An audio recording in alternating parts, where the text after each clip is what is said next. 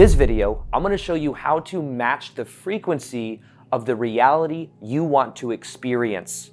This is an accumulation of that, of Joe Dispenza's teachings, Neville Goddard's teachings, other consciousness teachers. It can really be boiled down into a very simple premise, and that is that the reality you want to experience already exists.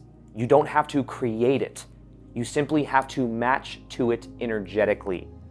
And there's a few concepts in this video that will completely transform the way you go about the process.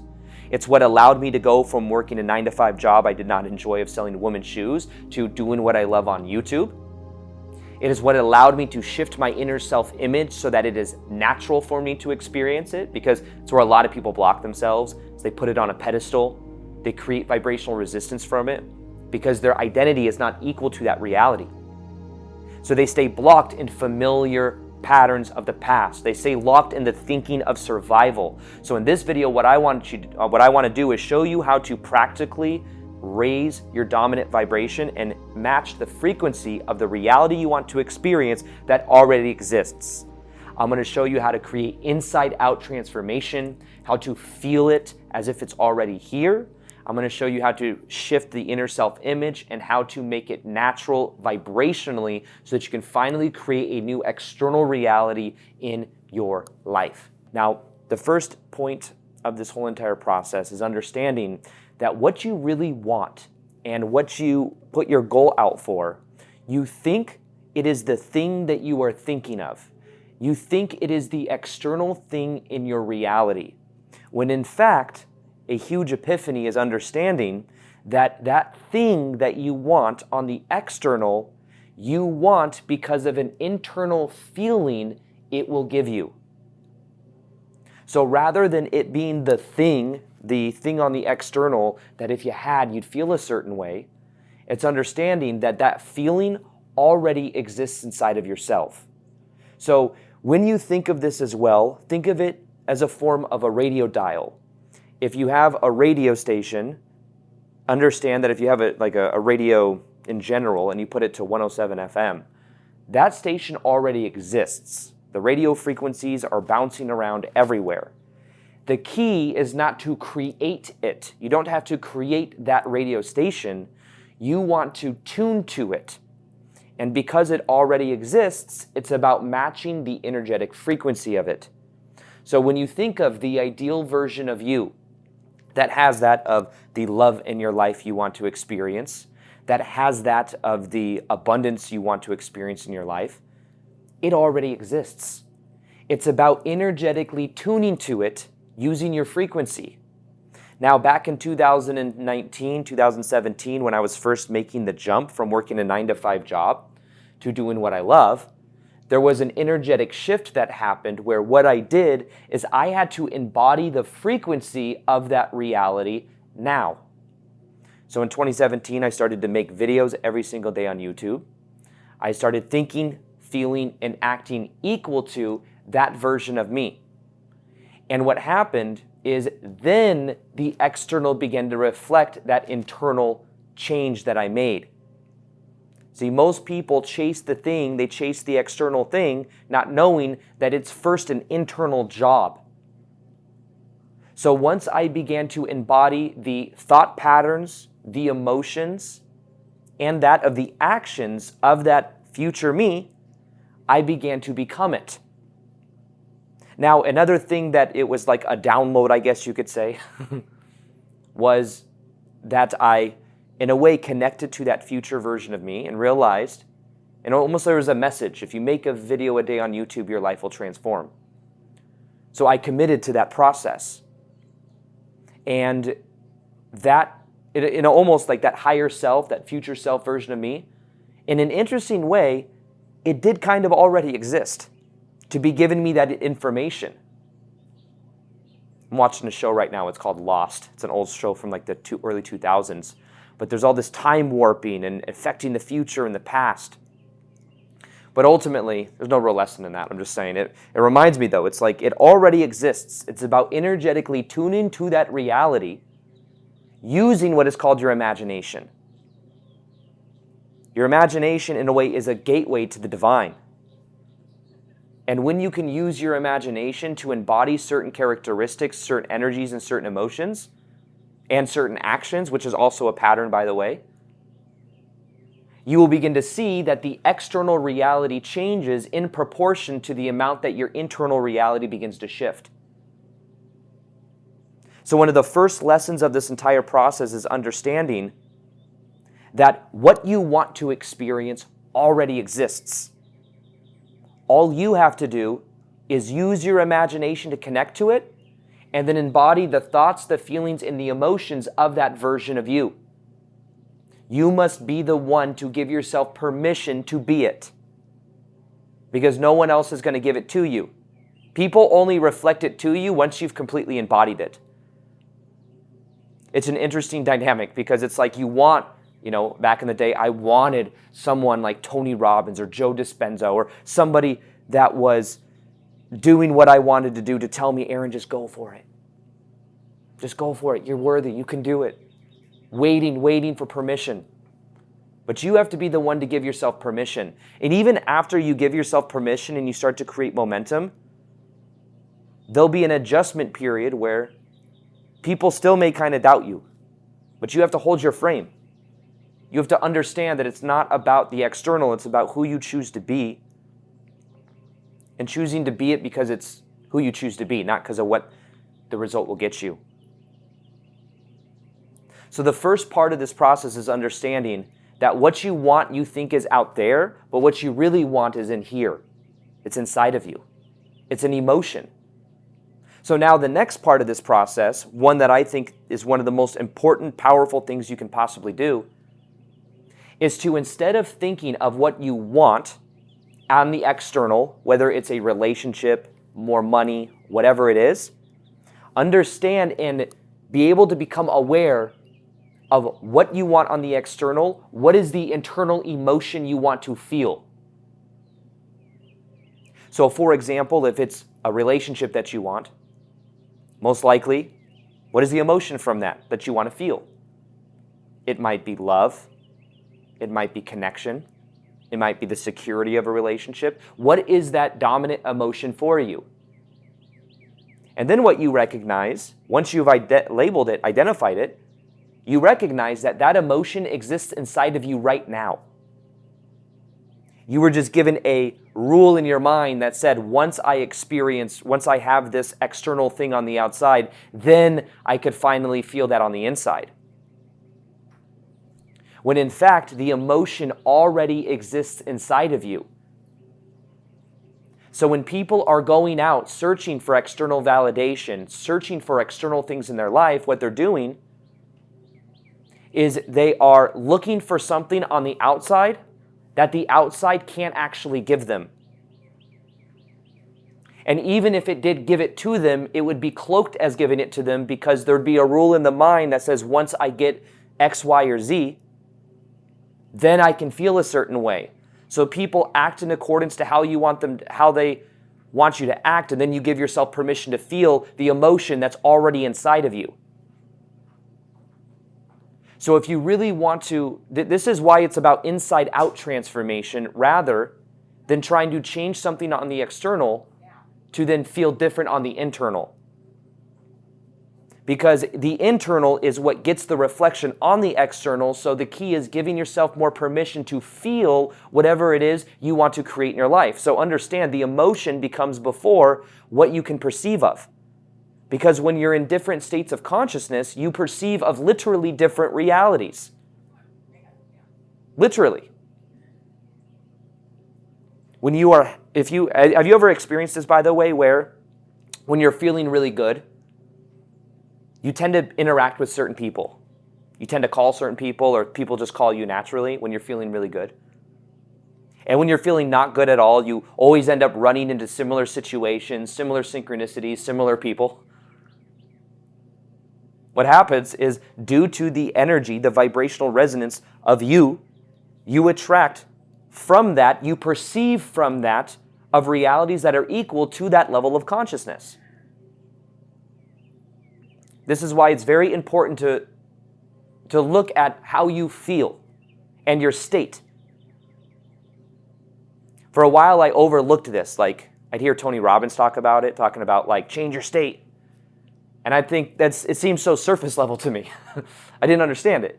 I understood it, but I thought it was just like a superficial thing that was very often overlooked. And then you go to like one of his live events and everyone's like jumping up and down. It's all this crazy energy and it's like, but I understand now that when you are in a certain state of consciousness, you literally perceive of different variables in reality due to that energetic state. So when you get into certain states, you perceive of new opportunities, new possibilities. You are more magnetic. You make different connections with different people. Your energy's more open. Your heart's more open. But this is about that inside-out transformation of understanding whatever it is you want on the external, you want because of an internal emotion you want to feel, but the recognition that that internal emotion you want to feel, you can give yourself permission to feel it right now.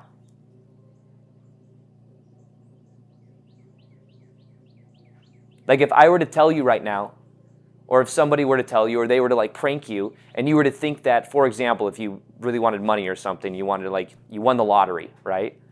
Someone's like, you won the lottery. Congratulations. And there's this whole play enacted so that you really feel like you won the lottery. And then you'd be, oh my God, I won the lottery. You may feel incredible, oh, so blissful. No, even if you were having a really bad day, all of a sudden you feel so high, so good. But then, after the peak of you feeling this really high vibrational emotions and feeling so good, say, just a joke. You'd be so pissed. All your friends were in on it or something. What you were just able to feel so blissful and so good, like all your problems were solved, which by the way, they wouldn't be solved, all the problems. Because what happens is then you get used to that new level of dopamine and there's always a craving for more. There's always a craving and then there's going to be a feeling of not feeling fulfilled, especially if it's not connected to something in your heart and something like a larger purpose or a larger vision. So you wouldn't be happy anyways. That's why most people that win the lottery get depressed, addicted to drugs, and crazy stuff happens. But nonetheless, the emotions already existed inside of your body. You just said one thing, you believed it, so and then said the other thing, and you believed it, so I didn't win the lottery. The emotions are still inside there. So the key to creating your dream reality is understanding that the emotions already exist inside of you, and the key is allowing yourself to focus on feeling those emotions more now with where are those things already in your life. So for example, if you want a relationship, for example, what you can do is focus on the emotions you'd want from the relationship. Maybe it's connection, maybe it's security, maybe it's love. And then focus on that with your dog or your cat. Focus on that with a family member or friend. It doesn't have to be just that emotion is through a romantic partner. You can focus on where that is already in your life, and just through feeling gratitude for where it already is, you will be in a different vibrational state where you will then perceive of more things in your life that are similar to that. So one of the main parts of this is understanding that what you want already exists inside. And when I was doing this on YouTube back in the day, I would focus when I wasn't on work on the freedom that I had to eat the food I wanted to eat, the freedom I had to make the videos I wanted to make. On my lunch break, I would do that. I'd focus more on the freedom because the emotion already existed inside of me. So you can do this, and it's a very powerful permission slip towards resonating with that reality. Now, the next step is something I learned from a book called Reality Transurfing. I normally don't talk about the book because for some reason they don't want me talking about the book or promoting it in any way whatsoever. The whole thing, it's a whole story. If you know, you know, and if you don't, it doesn't matter. But anyways, there's this book written by a Russian quantum physicist, and part of here I am talking about it, but there's this one idea from it, and it has to do with lessening the degree of importance you give to things. Now, the way that I use this, the idea is that anything you put on a pedestal, you create resistance towards. And that resistance is then saying that the reality you want to experience is not equal to your identity. This is why many people also sabotage certain things they want to create in their life. Because they say, oh, it'd be so cool if I experienced that. It'd be so amazing. Oh my God, it's up there on a pedestal, which then vibrationally is sending a signal that says, this is not equal for my identity. This is not equal for my identity. This is not equal for my identity. And instead, what you want to become aware of is that by the time you achieve your quote unquote external goals, it will feel natural for you. You want to make it natural, not on a pedestal. And this includes decreasing the level of importance you give to it. Now, understand, you already have the emotions inside of you anyways. So it's not really important whether that external thing shifts anyways, because you can choose to feel those emotions now through focus. I was talking to someone, a friend yesterday about this, and she was telling me that she had met all these, she was telling me these cool stories of when she met certain famous people. And one of them was Elon Musk. And what I thought was interesting about it is she said her energy about it, though, is that when she meets people like this, she says she's just very nonchalant. She says it's just like, she just kind of like is herself authentically, and she's nonchalant about it, and it's like not a big deal to her. And because of that, she's met many people in this kind of field like it. And I was telling her, I was saying, you know, what's interesting about that is if you meet people that are celebrities, people that have a certain level of success and people treat them a certain way, they put them on a pedestal, and there's a saying that if you treat someone like a celebrity, they will treat you like a fan. And what happens, and even from my own experience of meeting people that are very well known, when you talk to them like a normal person, they appreciate it, and then they can actually connect with you. They cannot connect with you if you talk to them like they're a celebrity, because it's a weird energy dynamic. And even for myself, I'm not a celebrity necessarily, but when I meet people in public, it's interesting energy. I can feel the difference in the energy when people are meeting me and just want to say hi, or they're like their energy isn't like they need something from me, they want something from me. They just want to share and say what up. It's like really nice and very pleasant. But then sometimes people come up to me like, Aaron, I have a message for you. I can't believe I'm meeting you. This is what I think, and and then it's like this it's just a different energy. Normally it's the first one. Normally people are just really cool. I'm just saying, I can see the difference in the energy. So the reason I'm sharing this with you, though, is you want to think of it like when you shift your inner self-image. And by the way, I have a new free course in High Vibe Tribe. It's called High Vibe 101. It's like 8 hours of content of me showing you step-by-step how to completely transform your life from the inside out, using the power of meditation, forgiveness, changing your beliefs about reality. And self-image is another core pillar. It's completely free. You can go ahead and join it by going to aarondoughty.com/highvibetribe or click the link below. And I'm going to be doing breath work in there very soon, which I'm very excited about. But anyways, your inner self-image, when you look at your inner self-image and understanding that whatever is natural for that self-image is how you are thinking, feeling, and acting. So what you want to do is become aware of what your self-image is. And as you become aware of what your self-image is, you can then allow it to be natural for you. When I first learned about this topic as well, I remember I wanted to get this house. This is an older story. I wanted to get this house when I was in Vegas, and it was when the housing market was starting to boom. And there were literally like 9 applications on this house that I applied for. And I did a couple things. One, it was another reality transferring thing where I basically wrote a letter to the people that owned the house, telling them how excited I was to live there and how I'd take good care of it, and how, you know, I work from home and it's important for me to have like a nice house.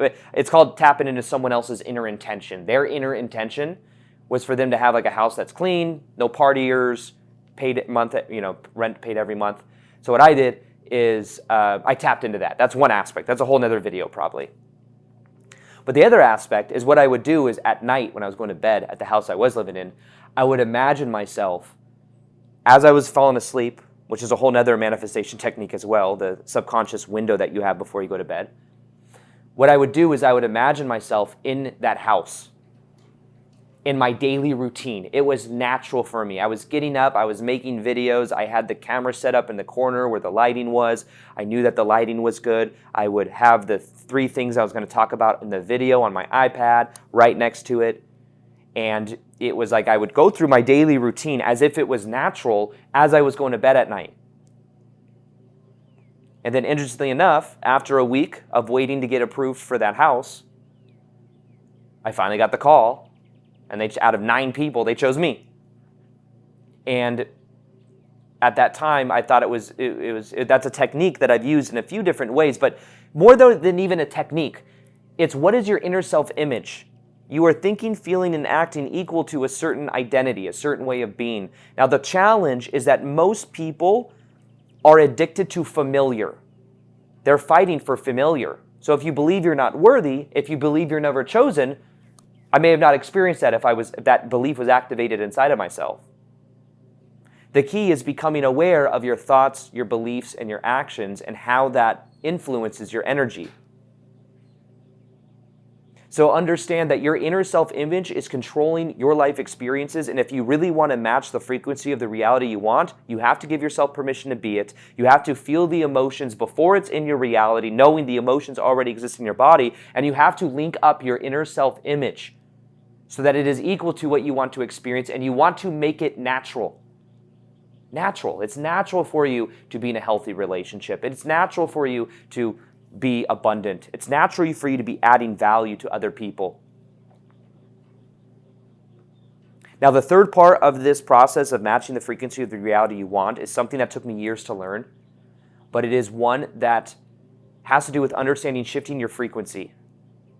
So towards the lower vibrational emotions like shame, fear, guilt, anger, there's a lot of attachment to thinking. When you can learn to observe your thoughts rather than react to your thoughts, you create more space in between your thoughts. And when you create more space in between your thoughts, you're actually having less thoughts. Now, when you're having less thoughts, your frequency begins to raise. Because think about it. When you've been in the most loving situations in your life, you're feeling love, joy, or peace, what are you thinking about in those moments? You're probably thinking of nothing. Nothing at all. You'd be like, oh, I was appreciating the moment. I felt gratitude. Understand that raising your frequency is really about thinking less thoughts. This is why I recommend a meditation practice every single day to create space between thinking and thoughts, because they're two different things. I've been talking about this a lot on YouTube recently, so I'm sorry if it sounds repetitive, but thinking is a verb, thoughts are a noun. When you believe you are your thoughts, when you believe you are your emotions, you're identified and you're attached. And desire and attachment is the root of all suffering, and even further than that, thinking is the root of all suffering. Thinking is what separates you from God. Thinking is a survival mechanism that our ego uses to survive. But in fact, when you're doing things and you're in a flow, you don't need to think. Like when I make this video right now, I'm not thinking about the next thing I'm going to say. I'm in a flow state. Many people, when they're artists, other people, everyone has the ability to tap into a flow state. In a flow state, that's a higher vibration than thinking and trying to figure things out from the ego's perspective, because thinking is a survival mechanism that the ego uses to stay in familial patterns. So the key to this is, do you want to identify with thinking and survive? Or do you want to thrive by getting into a flow state? So what is around your energetic field? This is something else you want to ask yourself. There's a whole vibrational detox you do in that of High Vibe 101 as well, where I help you become aware of the different triggers in your life that put you on this pattern of basically being stuck in certain thought loops. When you watch Netflix shows, when you're scrolling on social media or doom scrolling, when you're around certain people that lower your frequency because you match their frequency, and maybe they're a reflection of an energy unconscious inside of yourself. Basically, becoming aware of who you surround yourself with, becoming aware of the energy that you're embodying, becoming aware of the thoughts that you're consistently having, the social media you're looking at. This all fuels your energetic thought field around your body. And then you meet people that are in alignment with that. Different situations, different circumstances. So the power here is when you learn how to become aware of what's keeping certain energies activated in your field. And then you can there's two things you can do. You can either eliminate it from your life, or you can change how you think about that thing. Either of those will shift the energy. But understand that the energetic field that you have around your body, what you want to do is create more space for inspiration to come through rather than the ego trying to survive and trying to create from desperation. Inspiration comes when you are in alignment and you are creating more space inside of yourself. So matching the frequency of the reality you want is about cleaning up energy and letting go of the past. It's about changing your inner self-image and making it natural for you to be experiencing what you want to experience. It's about understanding that the emotions already exist inside of you, and your main goal and intention is to feel those emotions by giving yourself more permission to feel them more often. And then a whole other video I'll make, let me know if you want to make this, but really it's a very simple manifestation practice of when you go to bed at night. Using the subconscious window of when you're falling asleep to influence your subconscious mind. Because your subconscious mind controls most of your life experience. And when you're going to sleep at night, you're drifting from beta to alpha to theta state for 30 minutes. And then when you wake up for about 30 minutes, you're waking up through those stages. So feeling the emotion of what you want to create at night is a huge hack to reality. And I'm going to put a whole guided meditation in High Vibe 101 as well soon. So if you want to check that out, you can click the link below. And understand that what you want already exists. All you have to do is match it.